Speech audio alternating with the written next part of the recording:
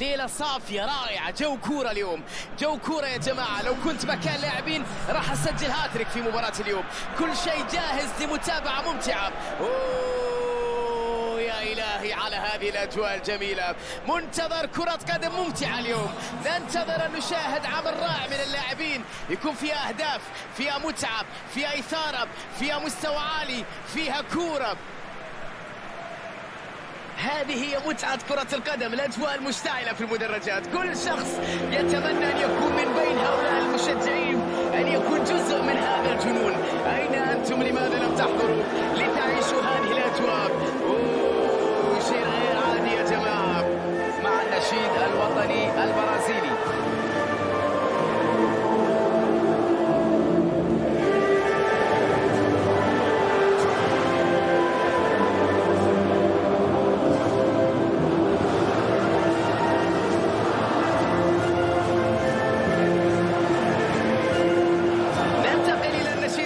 المنتخب الآخر.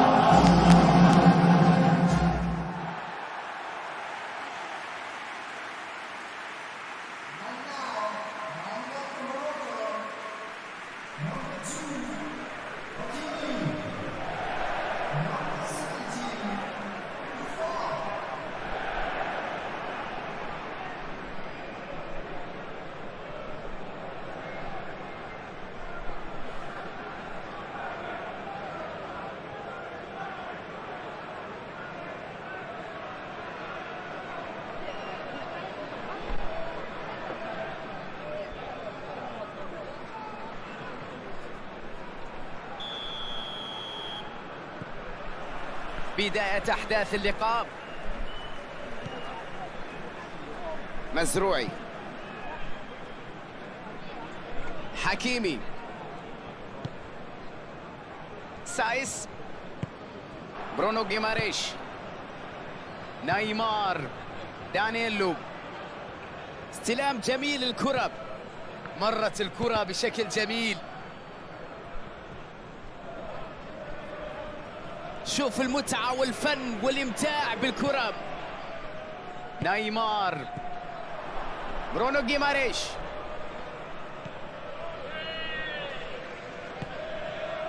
دانييلو يستلم الكرة من الخلف بكل قوة بكل إصرار، يواصل مشواره. فينيسيوس جونيور، محاولة تسديد، ليس في هذه المرة. الكرة جاءت بعيدة عن المرمى. تسديدة قوية لكنها لم تشكل خطر، لم تؤذي حارس المرمى. مثل هذه الكرات يرتاح من الحارس بالتأكيد. جابرييل جيسوس يستقبل كرة في وضعية ممتازة، لمسة على اليسار. الكرة ملعوبة عرضية في وقت مناسب جدا يقطع الكرة. أفقد الخصم التركيز، التوازن، لمسة بينية. يتدخل بشكل قوي جدا. ثقة كبيرة أظهر الدفاع هنا في التحدي. انطلاقة مميزة انتهت بتدخل سليم وحاسم. ريتشاردسون، جابرييل جيسوس، الله على الكرة، هدف برازيلي. وهذا هو الهدف الافتتاحي في اللقاء.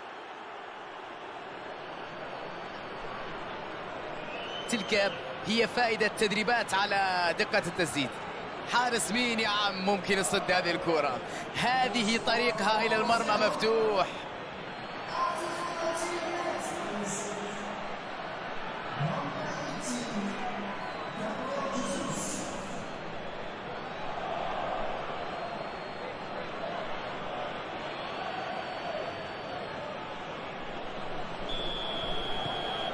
يا لها من بداية رائعة جدا، من بداية ناجحة بهذا الهدف المبكر. كازيميرو،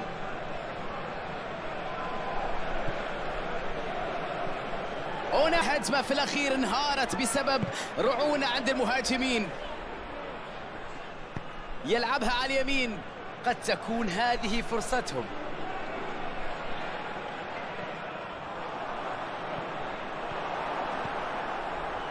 أكرا تدخل في الوقت المناسب لإيقاف الهجمة وتحدى انطلاقة هجومية كانت واعدة. تحرك سريع إلى الأمام. أملح، أملح، الله ما أروعك، لعبة في منتهى الروعة. هدف المغرب فعلوها وأحرزوا هدف التعادل.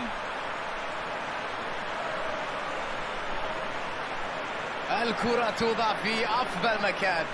عندما نقول هداف بالفطرة، روعة أقدامه وجمال كراته، هدف جميل جدا.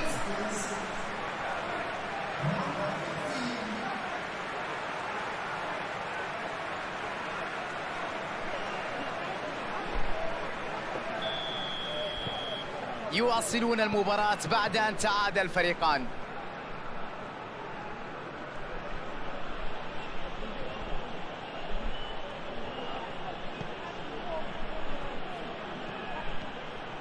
حكيم. البرازيل يعتمد على الظهيرين في خلق زيادة عددية في الهجوم، بالتالي يضغط الخصم في مناطق.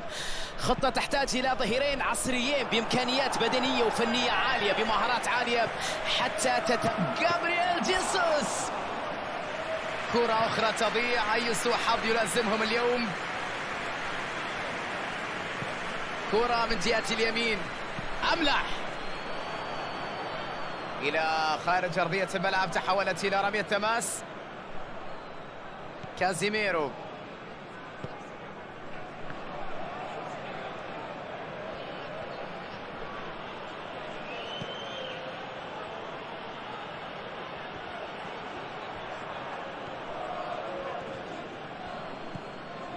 دانييلو، لمسة ساحرة هنا.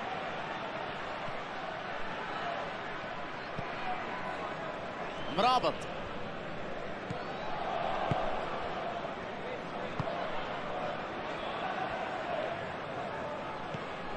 فينيسيوس جونيور، فينيسيوس جونيور.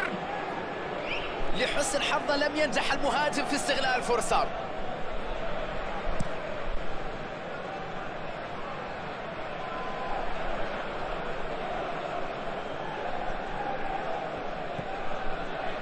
أناحي،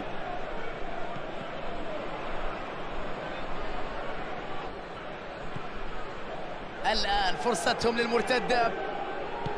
كان عليه التصرف بشكل مختلف هنا، ربما في المرة القادمة يتعلم من الدرس إذا كان هنالك مرة. حكيم زياش يجرب التسديد مرة أخرى.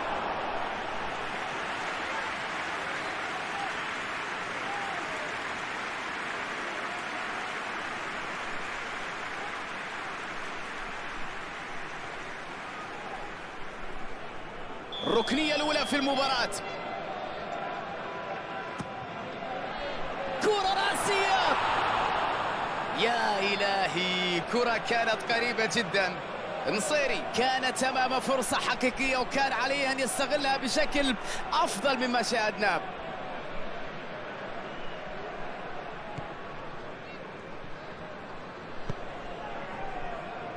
ماركينوس، تغيير اتجاه اللعب على اليمين.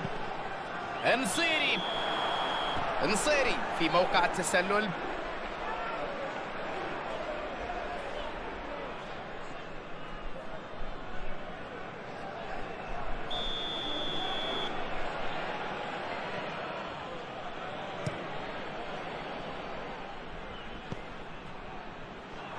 محاولة أخرى لا تمر، البينية لم تكن مميزة لتمر من الدفاع. ريتشاردسون، فينيسيوس جونيور،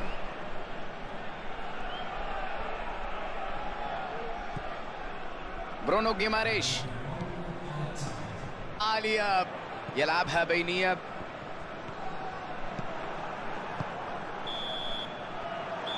نهاية 45 دقيقة أولى.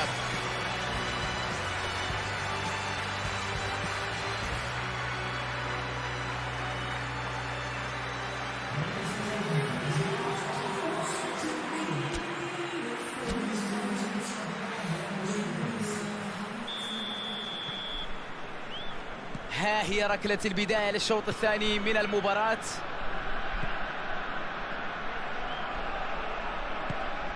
وكرة ملعوبة إلى الأمام بسرعة، والكرة تخرج إلى رمية جانبية.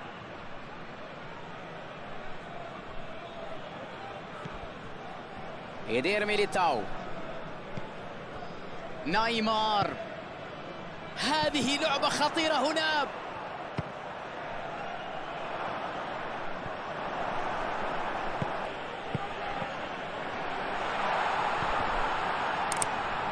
حكيم زياش،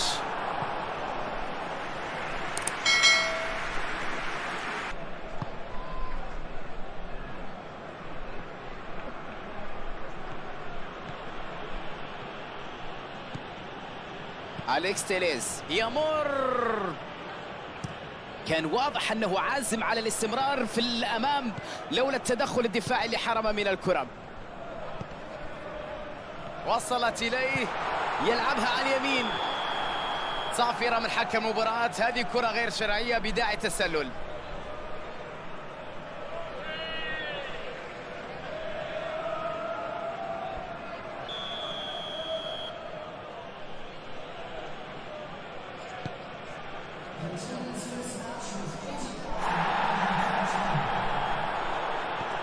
يلعبها في المساحة، في المكان الخالي.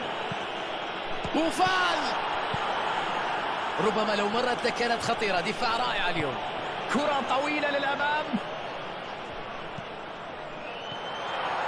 تمركز سليم لقطع الكرة والدفاع يبعدها.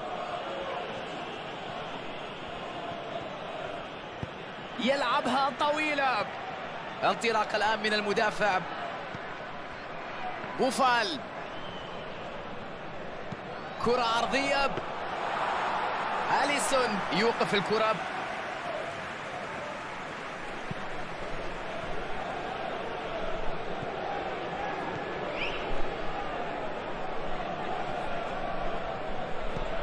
احتكاك بدني كبير، التحام قوي بين اللاعبين هنا.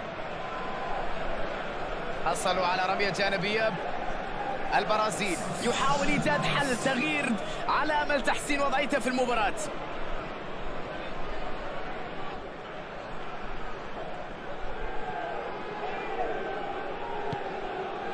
حكيم زياش، مرابط،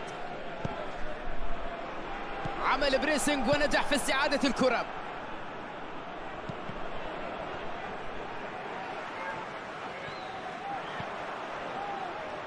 يسيطر على الكرة. بوفال، يحتسب الحكم ركلة حرة.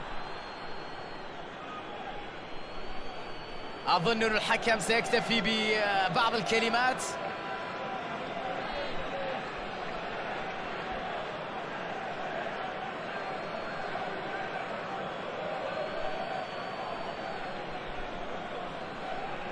حكيم زياش راح ينفذ الكرة الثابتة. حكيم زياش، محاولة في منتهى الروعة، لكن كانت تحتاج إلى شوية حظ، شوية حظ. حكيم زياش لم يكن في المستوى المطلوب في هذه الفرصة، أضاع على فريقه هدف.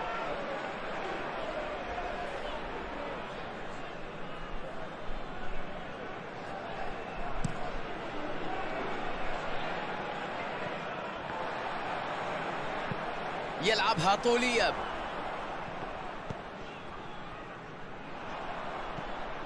فينيسيوس جونيور، فينيسيوس جونيور، انطلاقة مدافع إلى الأمام، يشتت الكرة بعيدا. يلعب كرة للجانب الأيمن، مساحة خالية على الجانب. انصري، يرسلها بعيدا عن مناطق فريقه. بوفال،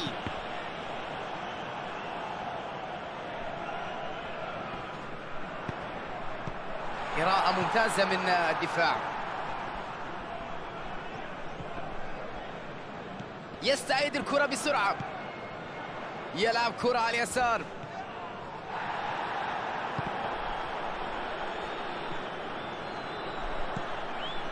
لمسة على اليسار، واللاعب والحكم الثاني يقول تسلل.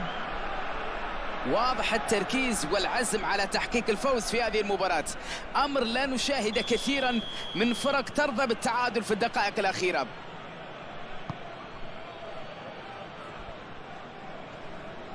يحصل عليها مرابط، يلعبها طولية، المغرب يظهر شخصيته في الدقائق الأخيرة، يؤكد أنه غير راضي بالتعادل ويريد أن يخرج منتصرا من هذه المباراة. والكرة العرض، ضربة رأسية، الله على الهدف المغربي. استعادوا التقدم بأسلوب غير عادي، بأسلوب رائع. هجمة مرتدة جاءت سريعة بعد افتكاك الكرة من الوسط. ضغط الفريق يولد الأخطاء ويخلق الفرص والمساحات، وهو ما يلعب عليه هذا الفريق.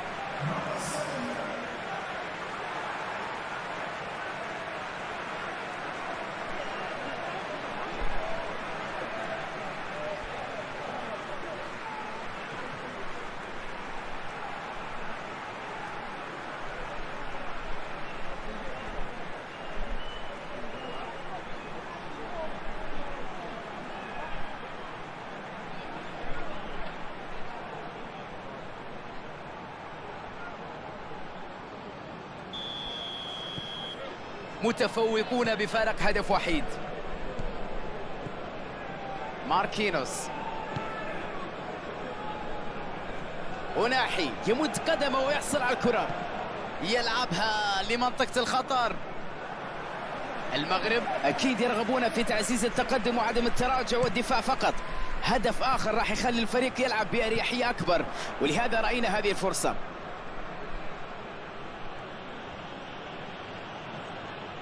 الله، ما أجمل هذه الكرة، ملعوبة إلى الأمام.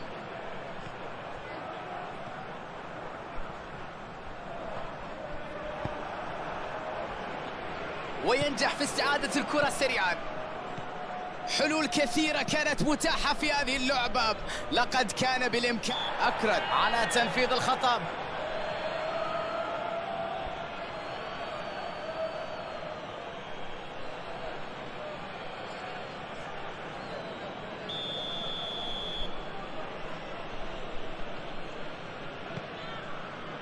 إيدير ميليتاو،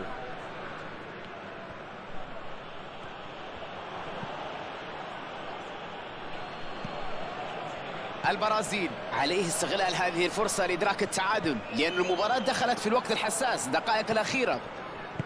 من سيستلم هذه التمريرة الطولية؟ البرازيل يجب أن يركز في هذه الفرصة، لأننا نلعب في الدقائق الأخيرة ومطالبين بإدراك التعادل. كرة على الجانب عند المساحة الخالية على الطرف. انصري. المغرب عليهم استغلال هذه الفرصة لإنهاء أي أمل في العودة في الدقائق المتبقية من المباراة. دانييلو، وكرة عرضية،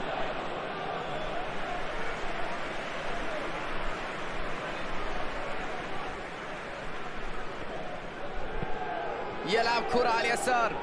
بوفال،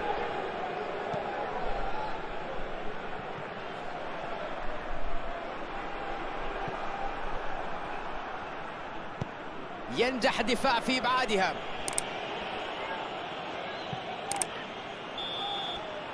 تنطلق الصافرة، انتهت المباراة إذن.